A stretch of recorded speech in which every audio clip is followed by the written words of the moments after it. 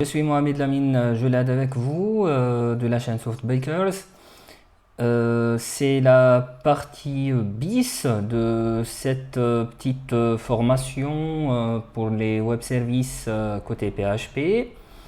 On a dans la première partie, deuxième partie et troisième partie implémenté quelques services web REST et SOAP à base JSON et XML.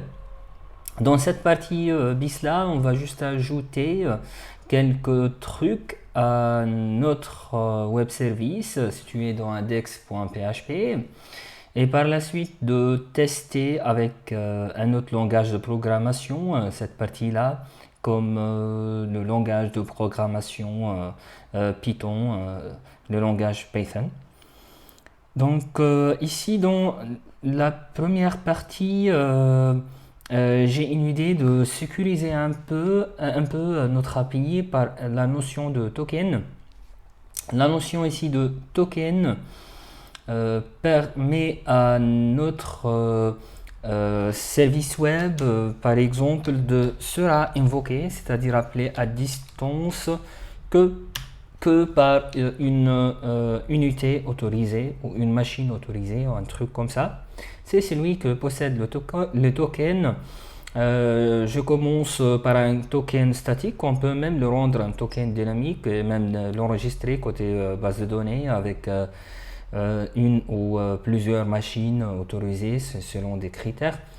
Donc l'idée ici par exemple est d'ajouter et token égale et un truc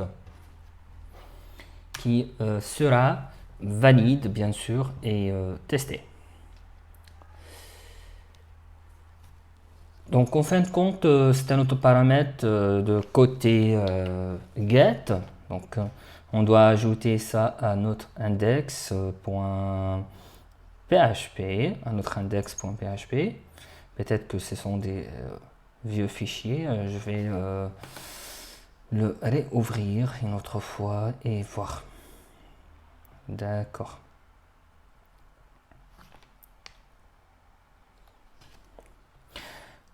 Comme on a par exemple ici fi7 $get de action qu'on a réalisé à partir de la partie numéro 1, si je rappelle bien, je vais ajouter tout en haut une nouvelle partie qui sera le get token.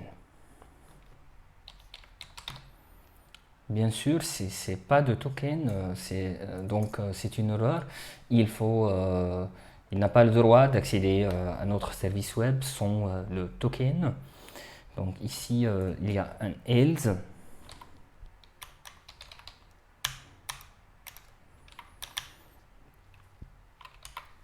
Et ici, on va créer, comme les autres cas, une exception qui sera par exemple 500.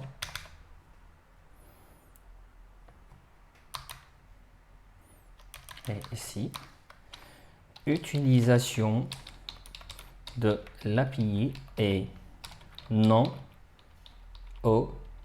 autorisé.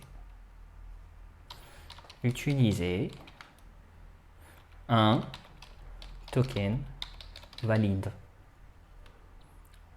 Je peux même ajouter ici, s'il vous plaît, utiliser un token valide. Voilà, c'est l'idée. Ici, il n'est pas même en train d'utiliser un token. C'est ce même message qu'on va décrire peut-être par la suite, car on va tester ici si le token est valide, oui ou non. C'est pas le premier test, c'est-à-dire. On peut même, si ça, avec une seule ligne, l'ajouter avec un et ici, mais je préfère qu'on fait un truc ici, car par la suite, peut-être qu'on va rendre la notion de token plus complexe. Alors, supposons que le token égale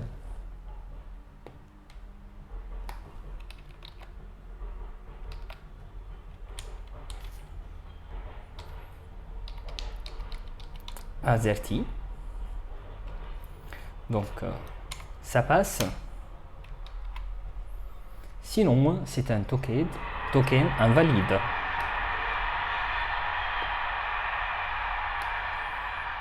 Donc, c'est ici. Else.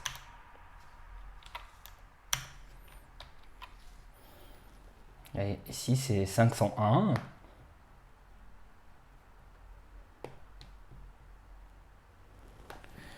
Pour l'erreur 501, c'est-à-dire que ça existe une variable token, mais la variable n'est pas valide, elle n'est pas AZERTY dans ce cas.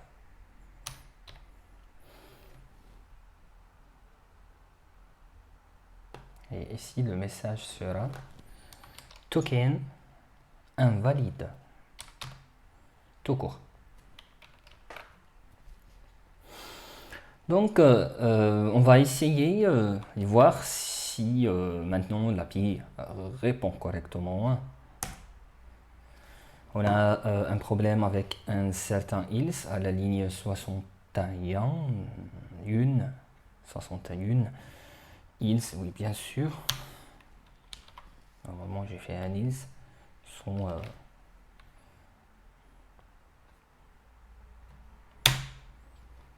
Voilà, c'est l'erreur 501, token invalide.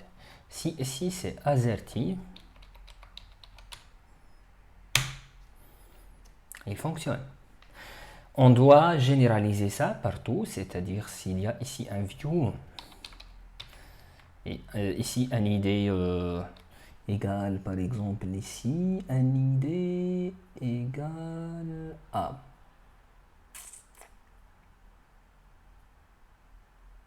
« 24 par exemple, 24 ID égale 24. Il doit afficher juste celui de 24. Ici, on a une autre valeur que AZERTY. Il va toujours afficher que le token est invalide. On a ici sécurisé notre API via la notion de token, mais c'est statique, c'est bidon. Donc il faut trouver maintenant comment générer de tokens. De côté professionnel, on génère des tokens à partir d'un protocole comme OTH2, comme d'autres trucs qui nous aident à générer des tokens. Comme on peut, puisqu'on travaille en mode native, créer notre propre solution. Elle peut être juste une solution calculable, comme elle peut être enregistrable sur la base de données. On peut même faire les deux rapidement. Juste, je vais faire quelques notions calculables, par exemple, ici.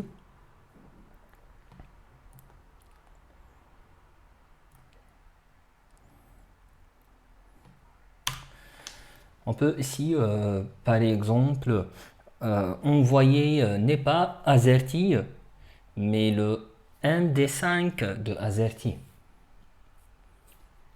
C'est une sorte de... C'est-à-dire le client ne sait pas que le mot de passe est AZERTY, mais c'est tout simplement que le mot de passe est un MD5 de AZERTY. C'est-à-dire quoi?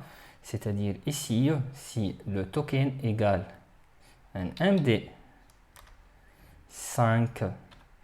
de AZERTY, donc ça fonctionne. Mais quand même, il faut afficher de notre côté c'est quoi le MD5 de AZERTY.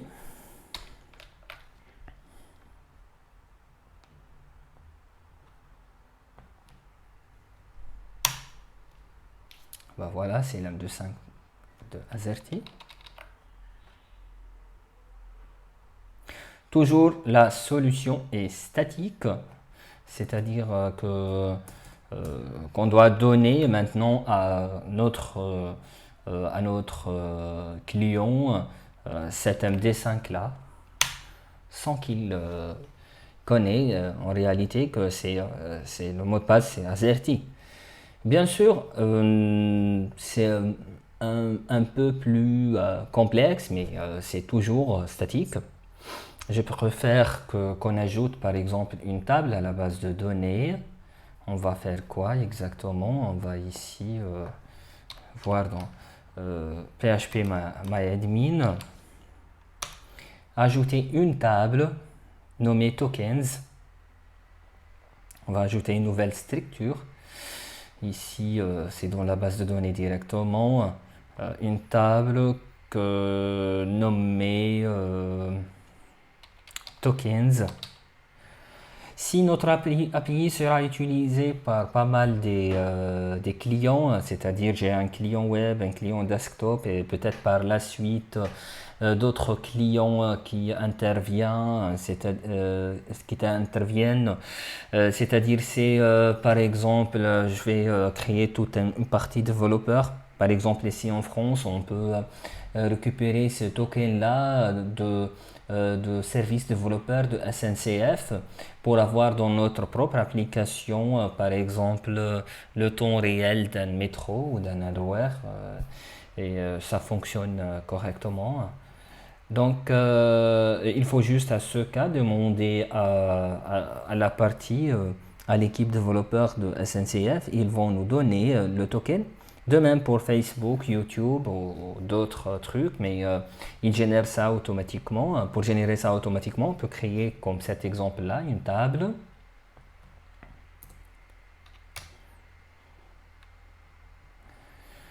Chaque token possède un ID, c'est auto-incrémental, c'est la clé primaire est exécutée et il est auto-incrémental.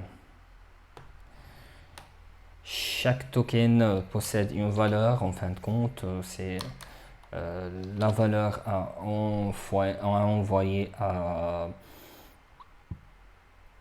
au client. Chaque token est lié à un client et chaque token possède une date de création et même elle possède une date d'expiration.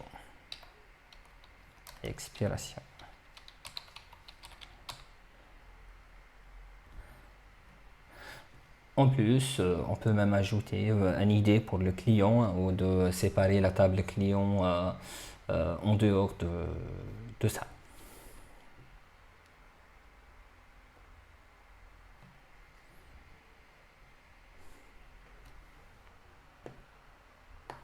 Il y a pas mal d'implémentations. On peut par exemple utiliser la notion clé publique, clé privée dans ce cas-là et nous serons plus proches que les solutions de protocole OTH ou d'autres protocoles. Bien sûr, ici j'ai pas mal de problèmes car les deux dates ici doivent être des datetime.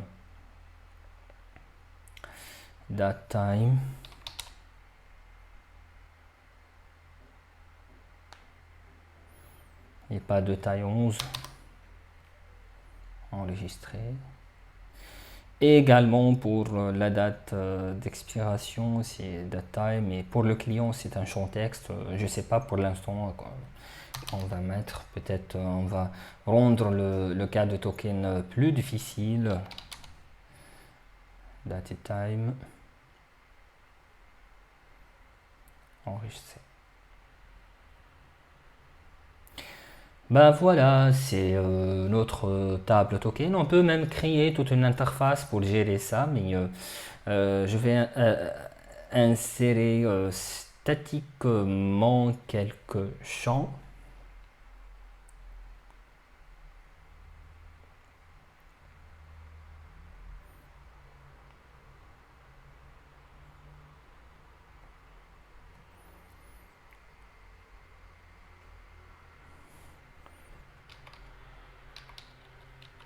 Toujours le mot de passe ou la valeur c'est AZERTY. Le client c'est client 1.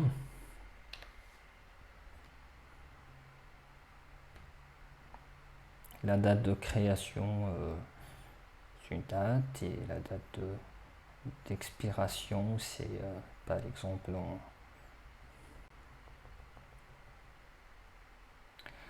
30 juin 2022. Bah, ici, pour enregistrer, il faut que ça soit un champ texte. J'ai oublié ça.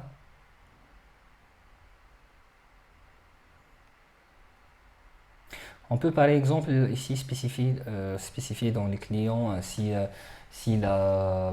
l'API est spécifique, l'API Web Service est spécifique à des sites web, même ici de mettre le site web. S'il vient de site web X ou Y ou Z, donc c'est autorisé, sinon c'est pas autorisé. On peut même utiliser cette notion-là. Donc il y a pas mal de méthodes pour sécuriser ça. De mon côté, je vais juste rendre la détermination de la correcte valeur de token un peu impossible. Ici, je ne sais pas si la taille est 11, donc voilà. Il a éliminé la taille, oui. Insérer. Donc la valeur c'est AZERTY, mais c'est le MD5 de AZERTY.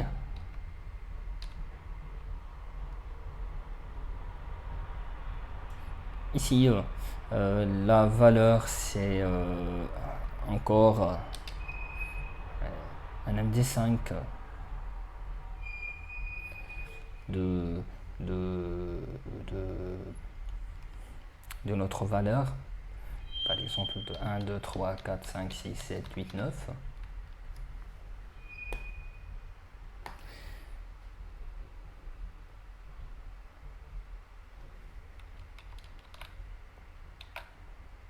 Ici c'est 2023.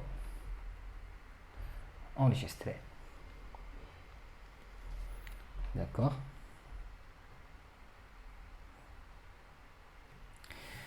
Il faut alors fournir à notre client son ID client, c'est ça, et son valeur de token pour qu'il invoque notre API.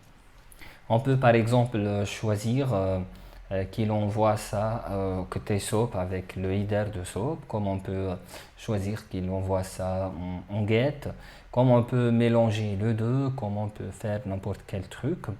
Mais via cette méthode-là, chaque fois, il teste ici si dans la table il existe le token X ou Y ou Z, donc il est autorisé, sinon c'est pas autorisé. Et comme ça, pour chaque client, on peut noter le token. On peut ajouter une autre table d'utilisation. Par exemple, combien il a invoqué ça. Si par exemple le service est payant, il a un forfait de 10 000 utilisations par mois, sinon la facturation change, des trucs comme ça. Comme on peut ici ajouter des ACL, de notion de ACL, c'est-à-dire le client X a le droit de voir toute la liste view, mais il n'a pas le droit de faire la méthode edit, donc il enregistre seulement. C'est un agent qui n'a pas réellement une grande responsabilité au pouvoir dans ce cas-là. Un autre qui peut juste modifier, par exemple, il ne peut pas créer des contacts. Si par exemple les contacts sont créés par un commercial, le responsable commercial il peut juste modifier s'il y a des fautes ou des trucs comme ça, etc. Donc mon idée ici est de rendre le service fonctionne avec cette token là. Donc ici c'est ça, c'est pas ça. Donc il faut ici faire un accès à la base de données, accès à la database.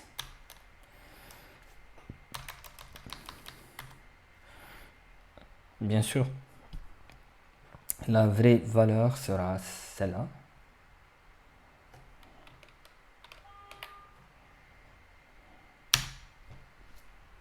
Mais à partir de la base de données.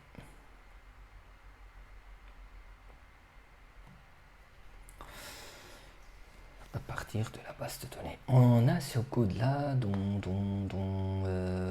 pas mal d'exemples comme ça. Ouais. Je préfère qu'on fait une copie de celui de view. C'est le même exemple presque, mais on va changer la table.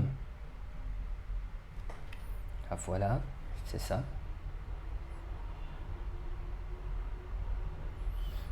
va copier ces deux lignes là, donc index ici. Par la suite, on va changer la requête. Select par exemple valeur tout court, valeur from tokens where quoi, where valeur elle-même égale quoi, égale token arrivé en URL.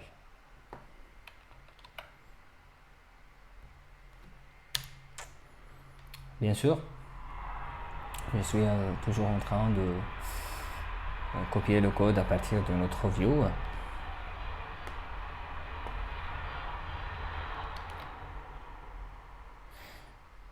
Si le statement donne un résultat positif, probablement que ça existe, else, c'est-à-dire que le token est invalide.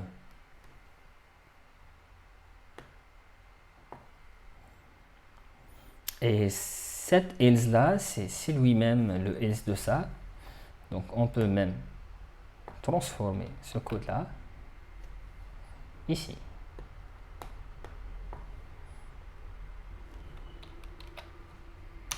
Comme j'ai déjà mentionné, accès à la base de données ici. C'est-à-dire si le contact, le statement existe, donc il a retourné une valeur. Donc on est sûr qu'on a le token, sinon on n'a pas le token. Bien sûr ici, si j'ai tout ça, si if $statement, c'est équivalent dans ce cas-là à cet ancien if. Donc il faut juste le supprimer. C'est comme ça. Sinon, si statement est nul ou bien égal à 0 ou bien une autre valeur, donc c'est pas true, donc true, donc c'est-à-dire que la valeur n'existe pas. Dans ce cas-là, ça ne va pas fonctionner. On va tester et voir.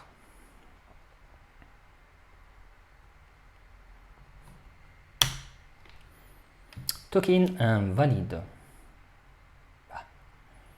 On va voir qu'est-ce qu'il y a ici. Juste, je vais afficher le statement.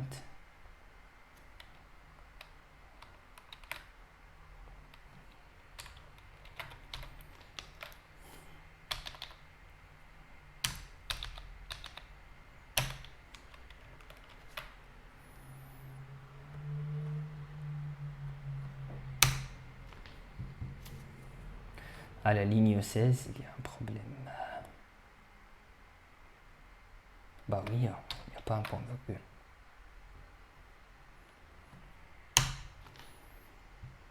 Donc statement, c'est vide ici. Et pourquoi? Select valeur from tokens where valeur égale celle de tokens.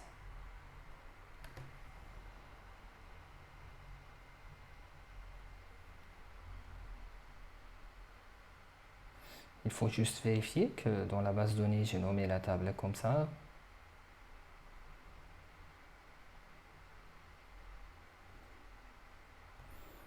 Ici, je veux modifier la requête de telle sorte que ça sera exactement la requête qu'on ait besoin, mais statique.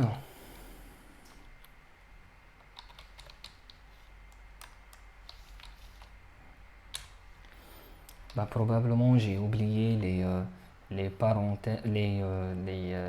codes de la chaîne de caractères. Oui, exactement, c'est ça. Il faut juste ajouter les codes. Probablement que ça fonctionnera si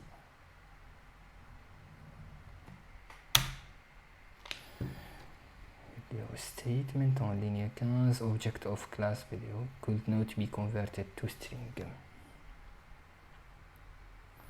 En ligne 15. On va écrire la requête et on va la transférer comme elle est, avec un simple code ici, avec le champ valeur égale ceci.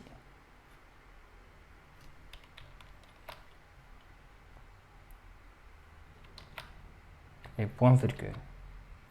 Et faire exécuter.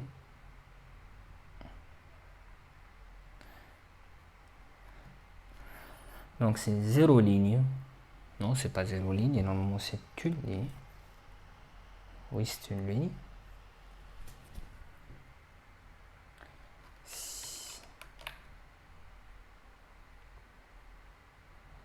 Juste pour être sûr, je vais cliquer ici sur SQL une autre fois et mettre la requête et voir.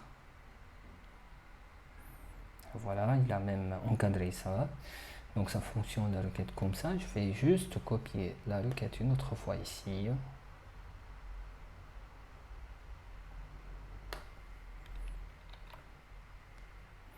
Avec un point virgule. Ici, je vais juste mettre le $token.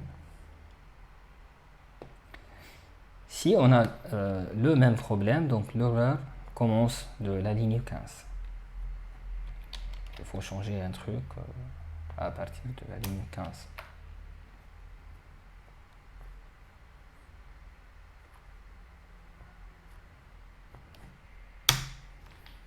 Voilà. C'est l'erreur dit que c'est object of class video statement could not be converted to string. D'accord. Ah, l'erreur c'est le code lui-même. Il trouve que ça c'est un objet, donc il faut juste ici faire un printer. Print R de $statement.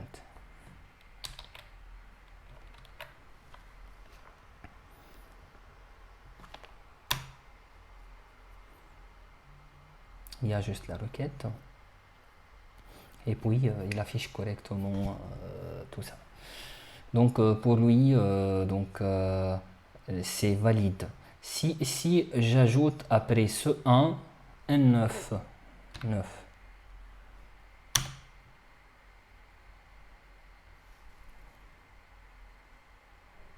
ça fonctionne. Si j'ajoute un 8, ça fonctionne encore.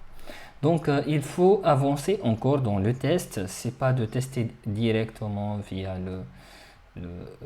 ce statement. Il faut vraiment dans ce cas là faire ce truc là, c'est de faire de $valeur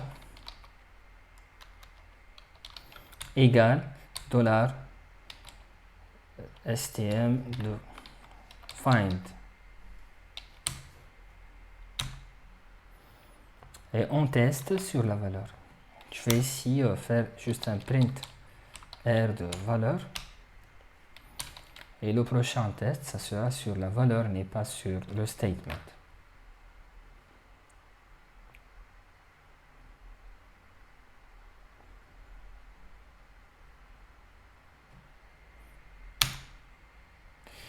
Le T, it's if en ligne 18. J'ai ici un point virgule manquant.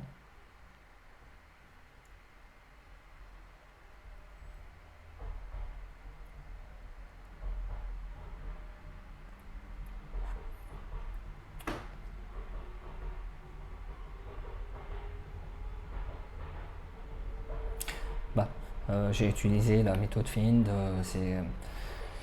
J'étais en train de développer un truc dans un autre langage et avec des autres technologies, donc pas mal de fois je trouve ces problèmes là. Donc ici en PHP on utilise le mot fetch. Côté même théorique, il n'y a pas une grande différence entre fetch ou n'importe quel truc comme ça, c'est ça. Donc, pour dollar valeur, ça ici, c'est nul, donc il n'a rien récupéré. Donc elle passe bien maintenant. Je supprime le 8 et le 9, et on va voir. Donc maintenant ça fonctionne correctement. Et la valeur contient toute la ligne. D'accord.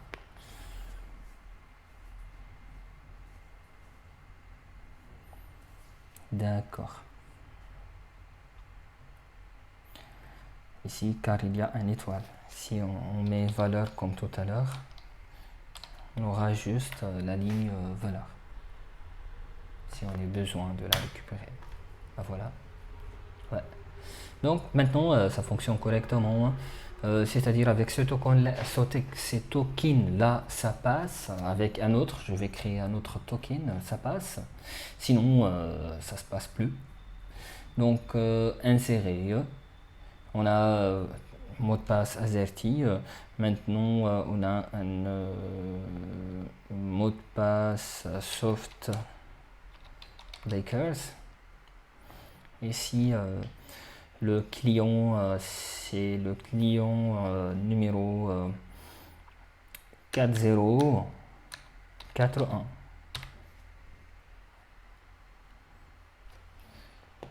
Pour la date d'expiration et la date de création, «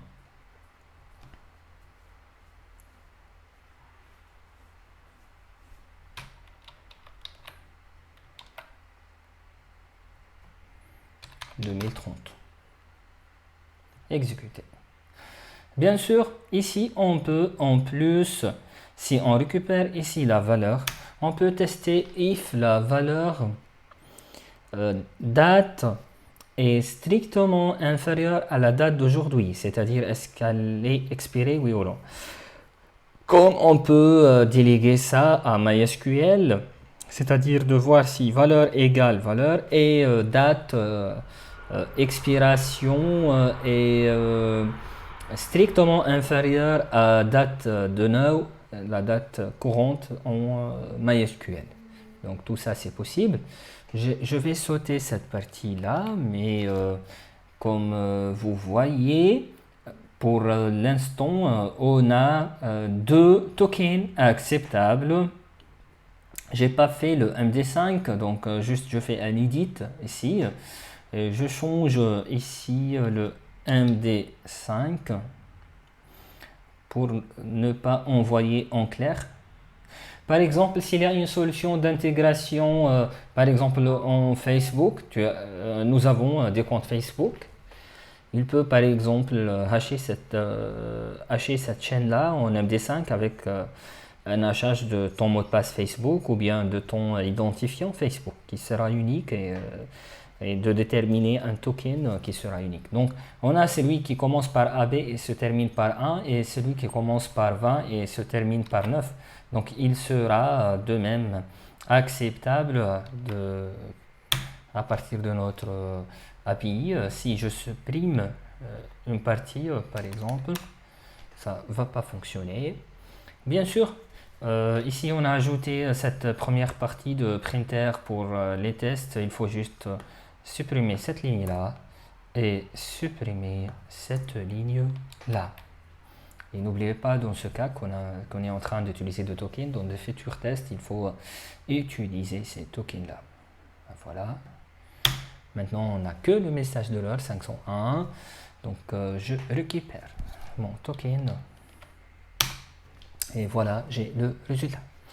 Bien sûr, ça va fonctionner partout car j'ai mis les deux tests de token de l'envoi d'un paramètre token par la suite de est-ce que le token est valide au début. Donc, tous les médiations et les appels au service sont inclus dans le cas où il est valide. Je passe donc à la deuxième partie pour tester notre application dans un autre langage de programmation qui sera pour le moment Python. Donc on peut tester dans pas mal de langages et dans d'autres vidéos on va chaque fois tester sur d'autres langages. Pour cela Pour tester sur Python, il faut tout d'abord faire un téléchargement de Python. Bien sûr, si on est sur Ubuntu, sur un package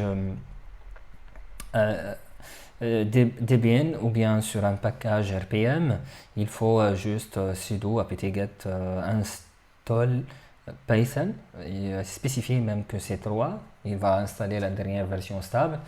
Côté de package RPM, il faut utiliser la fonction yum install et mettre Python et de spécifier 3 car il y a un Python 2 et un Python 3 et chaque fois il faut spécifier dans pas mal de modules. On va utiliser pour la partie REST le module request.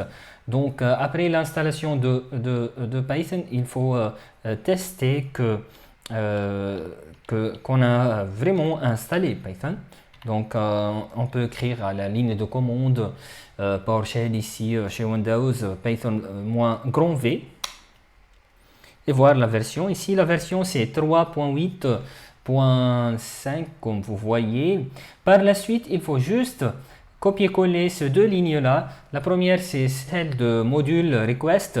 Le module request va nous permettre d'utiliser la fonction get de l'objet request de ce module là, de cette classe principale là, pour lui donner une URL et récupérer un objet sur le string de cette URL là et faire par exemple un get text ou dans notre cas directement un get JSON code car on a déjà notre service génère toujours des résultats de type JSON. Donc avec cette ligne là on peut résoudre tout ça en deux lignes. Pour l'autre module, c'est le module SUD en français ici. Il faut spécifier que c'est celui de Py3, de Python 3. Également avec Pipe, on peut l'installer avec Pipe. Il suffit de copier-coller cette commande-là dans notre PowerShell ou bien dans notre console terminal de commande et après qu'on termine les deux installations avec bien sûr l'installation de langage de programmation Python, on peut créer dans notre projet ici un autre fichier de test, mais cette fois-là c'est un fichier test.python.py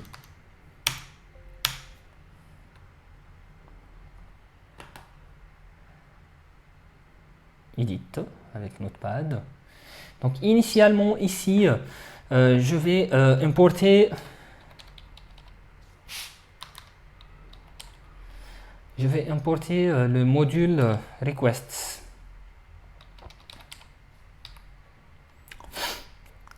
Par la suite, je vais créer une variable résultat qui contient request, ce module là, point get de notre même service web, ça, qui affiche le contact numéro 24, bien sûr avec un token valide.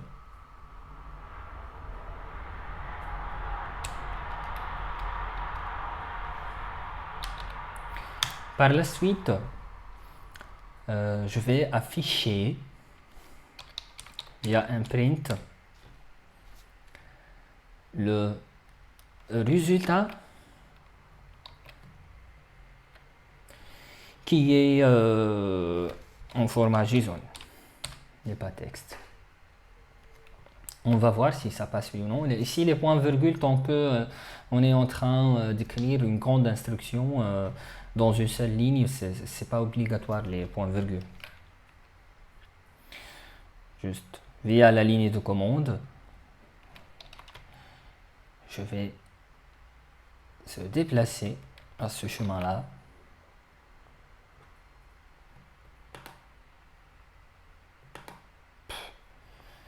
Juste,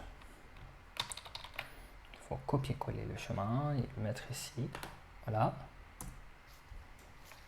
NLS, est-ce que le fichier existe? Oui. Et d'écrire Python, test.py, espérons qu'il n'y a pas des erreurs.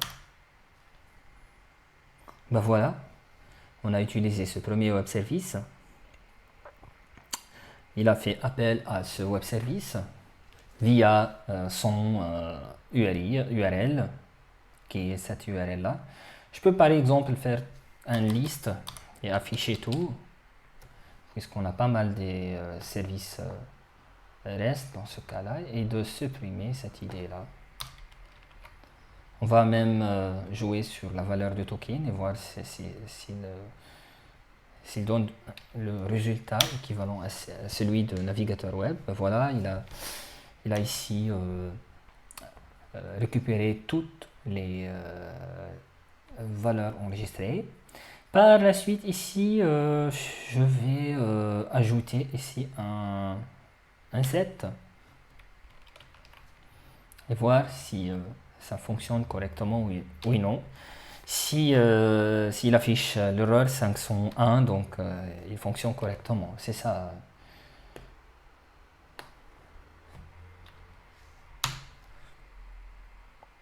Ben voilà, c'est 501 et que le token est invalide. Donc on élimine le set, on supprime le set ajouté. Par la suite, je veux utiliser directement, par exemple, un web service SOAP, par exemple le add, le service add. On a deux manières, ou bien d'utiliser comme ça, ou bien d'utiliser directement, si vous rappelez le service contact, on peut utiliser dans les deux. Je vais modifier un peu, utiliser le contact contact.php, l'autre fichier. Donc dans ce cas-là, il faut importer à partir de l'autre module seds.client, faire import de client. Si la référence à utiliser par la suite, c'est client. On a chez Python le deux formats d'import, un simple import comme ça, ou bien si ici vous avez une chaîne lente, des packages et des trucs comme ça, on peut juste unifier ça dans une variable même nommée C. Ici j'ai la nommée client, on peut même ici la nommer C ou D, mais je suis en train de nommer quelques noms significatifs, donc, et de ne pas sortir de ce truc là. Bien sûr, pour invoquer, si vous rappelez, pour appeler, c'est-à-dire à distance, le service add, on a 5 paramètres à mentionner, ce sont l'id et 3 chaînes de caractères, et par la suite un champ datetime. Donc il faut vraiment faire un import de datetime,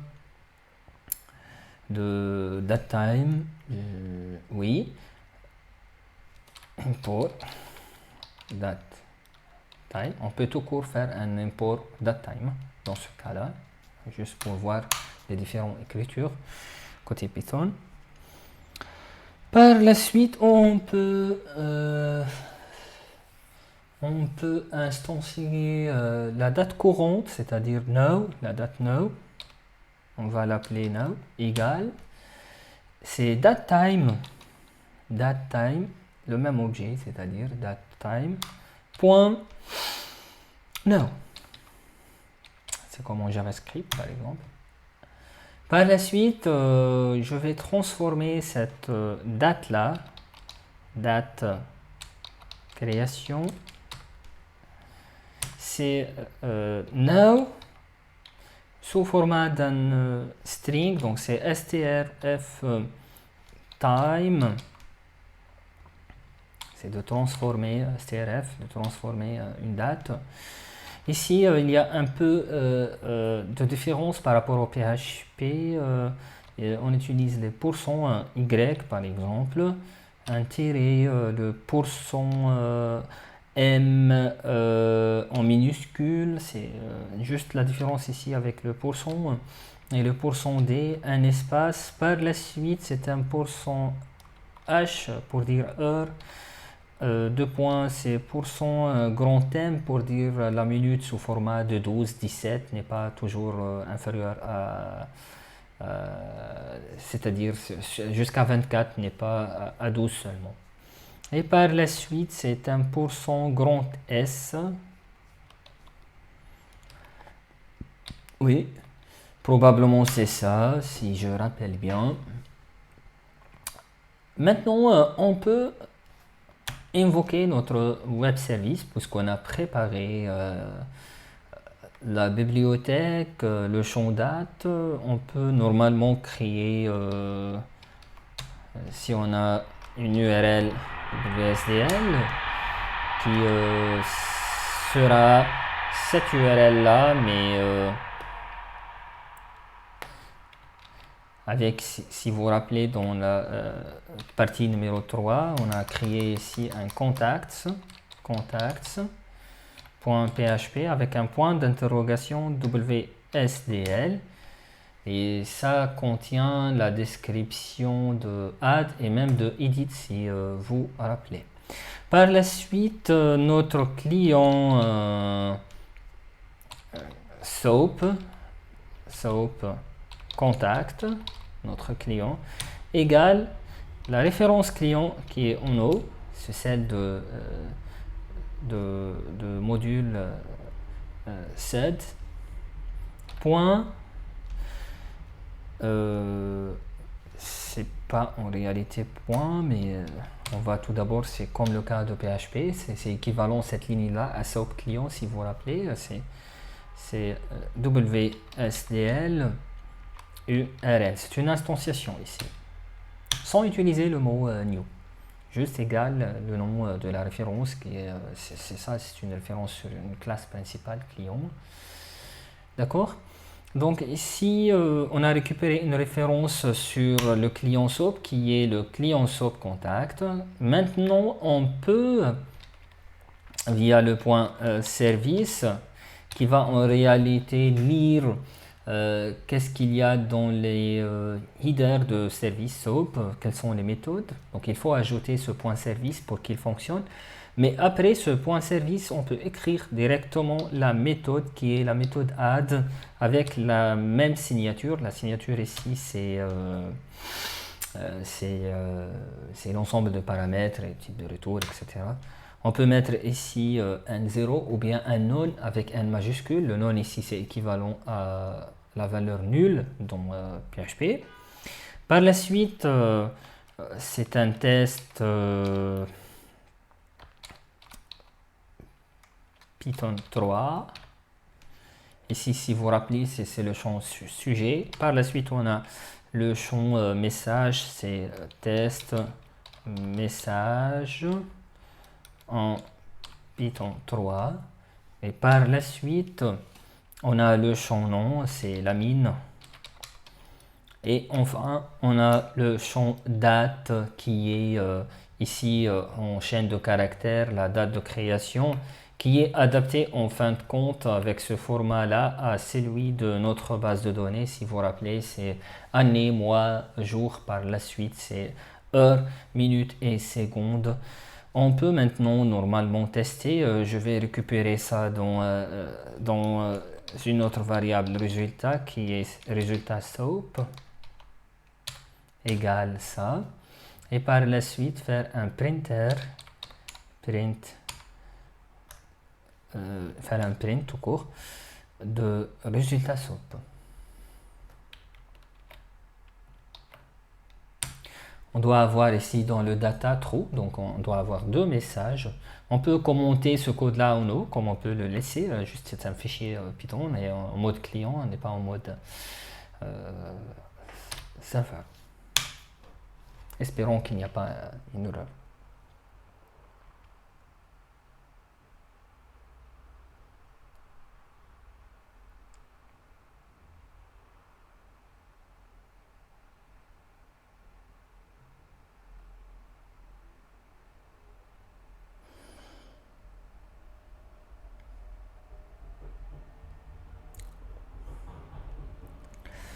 La première partie fonctionne correctement, oui. Et pour la deuxième partie, je pense pas. Je vais voir. Il est où le problème? Il dit quoi? Il dit que... À la ligne 5, il n'a pas réussi cet import là. Bah bien sûr, c'est logique. Ici j'ai importé un minuscule, mais en réalité c'est une classe, comme j'ai déjà expliqué que c'est une référence sur une classe. Oui. Y a-t-il un autre problème? Je ne sais pas. Je préfère aussi mettre tous les imports en haut.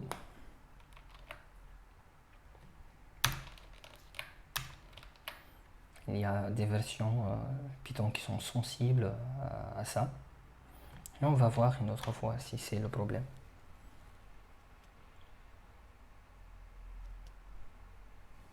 La ligne client, bien sûr, j'ai modifié la ligne client dans une seule partie, donc il faut ici la modifier. Ouais.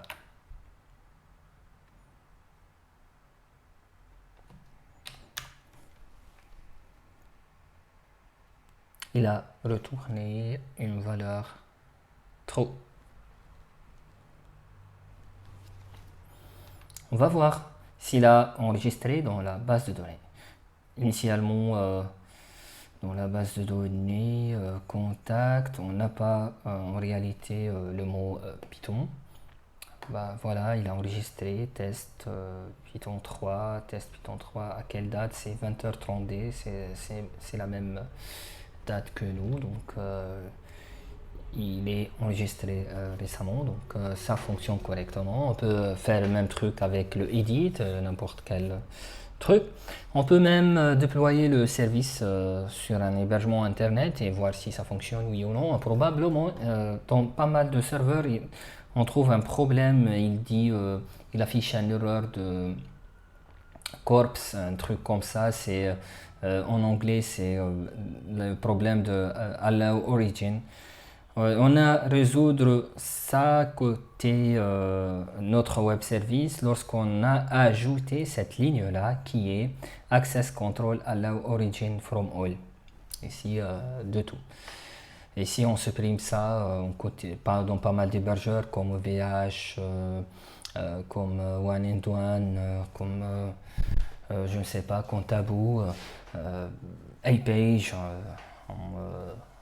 aux États-Unis et pas mal d'autres serveurs, il faut ajouter cette ligne là pour qu'il fonctionne correctement. Espérons que cette partie là est bien claire. Je vais dans cette vidéo là vous trouver en bas tout le code source de cette partie là, y compris ces explications là et même des liens qui vous aident à réaliser cette partie là.